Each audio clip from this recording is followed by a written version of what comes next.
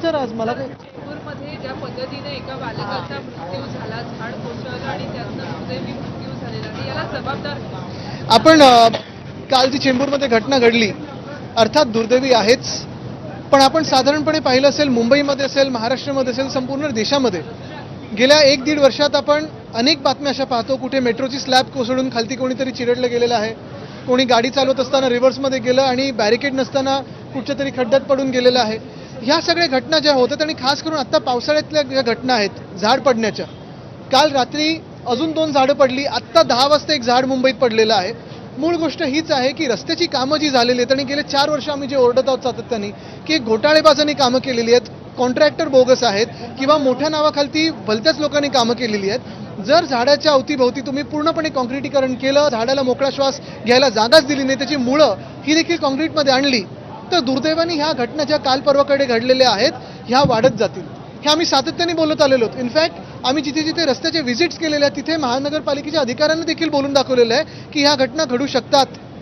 पण जे मॉन्सून पूर्वीची कामं आहेत, मग त्याच्यात ट्रिमिंग असेल, कॉन्क्रीटनी पूर्ण मुळाच्या अवतीभोवती विळखा घातल्या नाही ना हे बघणं असेल किंवा पाणी साचणार नाही हे बघणं असेल, हे सगळं सोडून जसं मी सांगितलं की मुंबईच्या महापौर ह्या बांगलादेशमध्ये काय चाललंय, ढाक्यामध्ये काय चाललंय त्याच्यावरच जास्ती लक्ष आहेत, मुंबईच्या कामाकडे नाही आहे.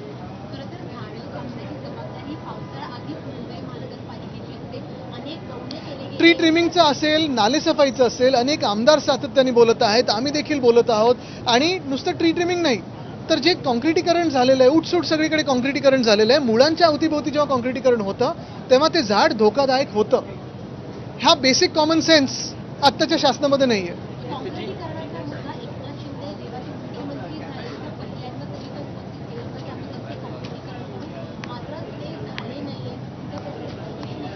बेसिक गोष्ट अशी की त्यांचीच मुळं कुठच्या पक्षात आहेत ही खोलपर्यंत गेलीच नाही आहेत, नुसतं पैशांमध्ये बुडलेली आहेत.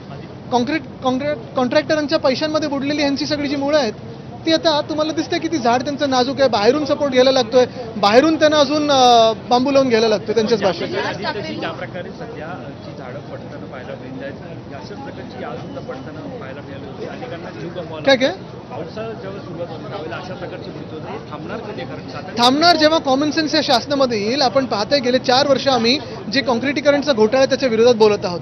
आत्ता पण जर पाहिलं तर सर्रासपणे सगळीकडे कॉन्क्रिटीकरण चालू आहे. रस्त्याचं कॉन्क्रिटीकरण एका बाजूला, पण जेव्हा तुम्ही फुटपाथ किंवा रस्त्याच्या अवतीभोवती जेव्हा झाडं असतात आणि त्या मुळांच्या तिथे तुम्ही जेव्हा कॉन्क्रिटीकरण करता तेव्हा ती झाडं नाजूक होतात. अनेक ठिकाणी आपण पाहिलं असेल, परवा पण मी वरळीत एक चक्कर मारत होतो, त्या 2 झाडांना देखील मी पॉईंट आउट करून दिलेलं आहे की अरे बाबा तुम्ही हे करताय पण ह्या झाडांना तर वाचवा, त्यांची मुळंच बाहेर आली आहेत आणि मग ते वाकायला लागलीत झाडं. त्याची राजकीय प्रश्न आहे. सचिन अहिर यांना अनेक जण त्याच्यात प्रतिक्रिया काय? महत्वाची गोष्ट म्हणजे मिंदेंच्या पक्षामध्ये जे खूप इच्छुक होते, आता त्याच्यात कॅटेगरीज आहेत, ज्युनियर गद्दार कोण, सिनियर गद्दार कोण, सुपर सिनियर गद्दार कोण. तर मिंदेंच्या टोळीमध्ये जे कोणी पळून गेले होते ते आता विचारतात आम्हाला कधी काय मिळणार. पण परत एकदा मी तुम्हाला महत्त्वाच्या प्रश्नावर आणतो, हे सगळे जरी होत असेल तरी अनेक या राज्यामध्ये भाजपचे कार्यकर्ते आहेत, संघाचे कार्यकर्ते आहेत, त्यांनी पूर्ण जीवदान आपलं पूर्ण जीवन भाजपला अर्पित करून टाकलं होतं. घरदार सोडून प्रचार करणं असेल, त्यांच्यासाठी निवडणुकीत काम करणं असेल, ते लोक भाजपची एवढी सत्ता असताना ह्या पदांवर कधी बसणार?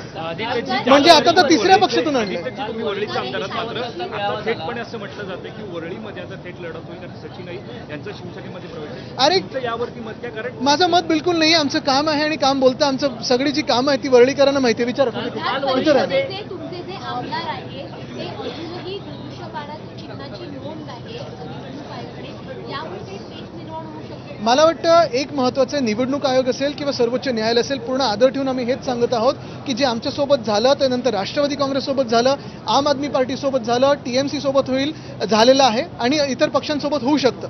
पण ही जी काही चिंधडे उडवलेल्या आहेत लोकशाहीच्या, ह्याच्यासाठी जबाबदार कोण आहे? ह्याच्यात जर न्याय निवाडा, जर आम्हाला आमच्यासाठी जो आम्ही न्याय मागत होतो तो आधीच मिळाला असता तर आज देशाची ही स्थिती झाली नसती. आम्ही वर्षांमागे वर्ष, तारखांमागे तारखं नुसतं वाट पाहत आहोत. न्याय कधी मिळणार? आता 30 तारखेला तारीख आहे, पण वेळ मिळेल का आणि न्याय मिळेल का? फोडाफोडीवरून माझ्यावरती टीका केलेली आहे. त्यांचं असं म्हणणं आहे की पत्त्यांचा आता एक बंगला बांधला जातोय, सगळ्यात खालचा पत्ता मोदी आहे.